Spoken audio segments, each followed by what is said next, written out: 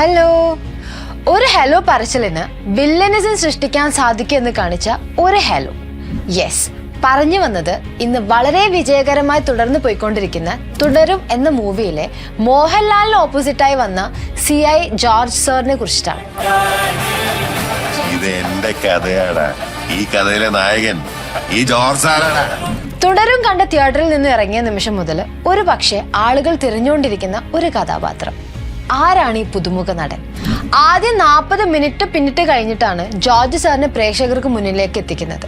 George സാറിന്റെ ചിരിയും കഴുത്തുന്ന താഴത്തെ കണ്ണുയർത്തി നോക്കുന്ന ആ നോട്ടവും കൊണ്ട് ആദ്യ ഞൊടിയിൽ തന്നെ മോഹൻലാലിന് മുന്നിൽ, പ്രേക്ഷകന് മുന്നിൽ പ്രത്യക്ഷപ്പെടുന്ന ജോർജ് സാർ.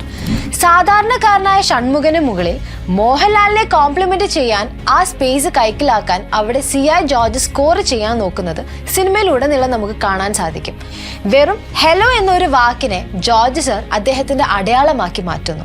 എന്നാൽ ആ ഒരു ചെറിയ ഹലോ കൊണ്ട് നമ്മളെ അസ്വസ്ഥമാക്കാൻ ജോർജ് സാറിന് തുടരും സിനിമയിൽ കഴിഞ്ഞിട്ടുണ്ടെങ്കിൽ മിസ്റ്റർ പ്രകാശ് വർമ്മയ്ക്ക് ഇതൊന്നും ഒരു പുത്തിരി ആയിരുന്നില്ല.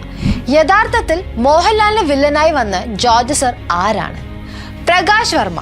ഈ പേര് ചിലപ്പോൾ നമ്മളിൽ പലരും കേട്ടിട്ടുണ്ടാവും. അറിഞ്ഞും അറിയാതെയും നമ്മുടെ എല്ലാം നിത്യജീവിതത്തിന്റെ ഭാഗമായിരുന്ന ഒരു കലാകാരൻ. ഇന്ത്യൻ പരസ്യ ജീവിതത്തിലെ ഏറ്റവും ഐക്കോണിക് ദൃശ്യകഥകൾ പറയുന്നതിൽ കഴിഞ്ഞ പതിറ്റാണ്ടുകളായി തന്റെ കഴിവ് തെളിയിച്ചു കൊണ്ടിരിക്കുകയാണ് Prakash Varma.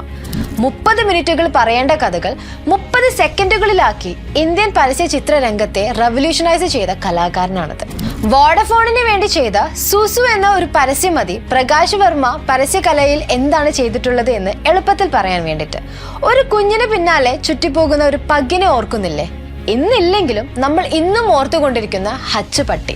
Love has many flavours എന്ന ടാഗ്ലൈനോട് കൂടെ വന്ന ഫഹദ് നസ്രിയ പരസ്യങ്ങൾ, ദുബായ് ടൂറിസത്തിന് വേണ്ടി ചെയ്ത ഷാറുഖ് ഖാനെ ആളുകളുടെ ഇടയിൽ ഇറക്കി ചെയ്ത ദുബായ് ക്യാമ്പയിൻ, ഒരു ജെംസ് എടുത്താൽ നിർത്താതെ വീണുകൊണ്ടിരിക്കുന്ന ജെംസുകളുടെ സ്റ്റാച്യു ഉള്ള സീരീസ് തുടങ്ങിയ എത്രയെത്രയോ പരസ്യങ്ങൾ പ്രകാശ് വർമ്മയുടേതാണ്. ഒരു സ്റ്റോറി ലൈൻ സെറ്റ് ചെയ്ത് അതിലേക്ക് ബ്രാൻഡിനെ കൊണ്ടുവന്ന് മാർക്കറ്റിംഗ് ചെയ്യുന്ന ശൈലിയാണ് ഈ കലാകാരന്. അതുകൊണ്ട് തന്നെ അദ്ദേഹത്തിന് എന്നും കഥകൾ പറയാനുണ്ടായിരുന്നു. ഇന്ത്യൻ പരസ്യ മേഖലയിൽ തന്നെ ഏറ്റവും പ്രധാനപ്പെട്ട പേരുകളിൽ ഒന്നായ നിർവാണ ഫിലിംസിന്റെ കോ-ഫൗണ്ടർ കൂടിയായ പ്രകാശ് വർമ്മ സാധാരണക്കാരിലേക്ക് ബ്രാൻഡുകളെ എത്തിക്കുന്ന തരത്തിലാണ് പരസ്യങ്ങൾ ചെയ്തത്.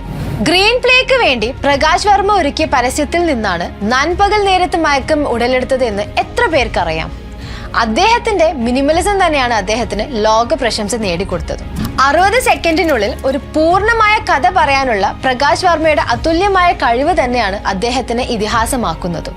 ഒരു പശ്ചാത്തലം, ഒരു കഥാപാത്രം, ഒരു സംഘർഷം, ഒരു വികാരം, എല്ലാം ഒരു മിന്നിമറിയുന്ന നിമിഷത്തിനുള്ളിൽ. പ്രകാശ് വർമ്മയുടെ ആഡ് ഫിലിം മേക്കിംഗ് ലൈഫിൽ നിന്നും ഒരു കാര്യം നമുക്ക് പഠിക്കാം. ഈ ഒരു നോയ്സി ഡിജിറ്റൽ വേൾഡിൽ വിൽപ്പനക്കാരനാകാതെ കഥാകാരനാകാൻ നോക്കിയാൽ, ക്ലിക്കുകൾക്ക് പിന്നാലെ അല്ലാതെ പകരം കണക്ഷൻസ് ഉണ്ടാക്കാൻ നോക്കിയാൽ തീർച്ചയായും നിങ്ങൾക്ക് നിങ്ങളുടെ ബ്രാൻഡ് സ്റ്റോറി ക്രിയേറ്റ് ചെയ്തെടുക്കാൻ സാധിക്കും. പരസ്യകലയിലെ സ്റ്റോറി ടെല്ലിംഗ് മാസ്റ്ററിന് തന്റെ എന്നെന്നുമുള്ള സ്വപ്നമായ സിനിമാ കഥയിലെ ഭാഗമാവാനും ഇനിയും തുടരെ അവസരം ലഭിക്കട്ടെ. അപ്പോൾ സ്റ്റേ കണക്റ്റഡ് വിത്ത് സ്റ്റോറീസ്.